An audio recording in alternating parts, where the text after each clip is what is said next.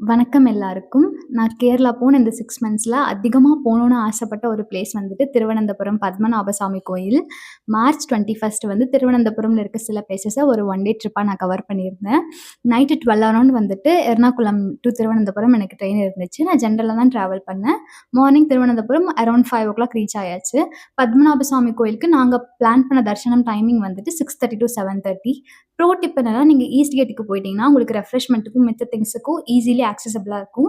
நாங்களும் போயிட்டு ரெடி ஆயிட்டு தரிசனம் பார்த்துட்டு வந்தாச்சு. பெருமாள் அன்னைக்கு எனக்கு நெறைய பிளெஸ்ஸிங்கும், நெறைய குட்டி குட்டி மேஜிக்கல் மொமெண்ட்ஸும் குடுத்தாரு.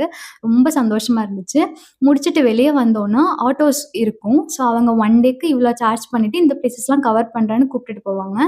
எனக்கு வந்துட்டு ரேபிடோ சார்ஜஸ் பிளஸ் பஸ் ஃபெசிலிட்டீஸ்லாம் கம்பேர் பண்ணும்போது அந்த ஆட்டோ வந்து கம்ஃபர்டபுளா தோணுச்சு.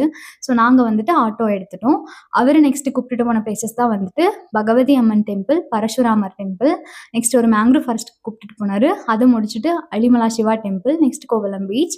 இதுல இந்த மேங்க்ரூவ் ஃபாரஸ்ட் இருக்கு இல்லையா? It has a special place in my heart. ஆக்சுவலா அத பத்தி நான் தனி விளாகாவே போடுறேன். நெக்ஸ்ட் விளாகா நான் போடுறேன். அத பார்க்கணும்னா என்ன கண்டிப்பா ஃபாலோ பண்ணிக்கோங்க. So it was a best one day trip ஆக்சுவலா. முடிச்சுட்டு நாங்க எர்ணாகுளம் ரீச் ஆயிட்டோம். See you in the next vlog. Until then, tata.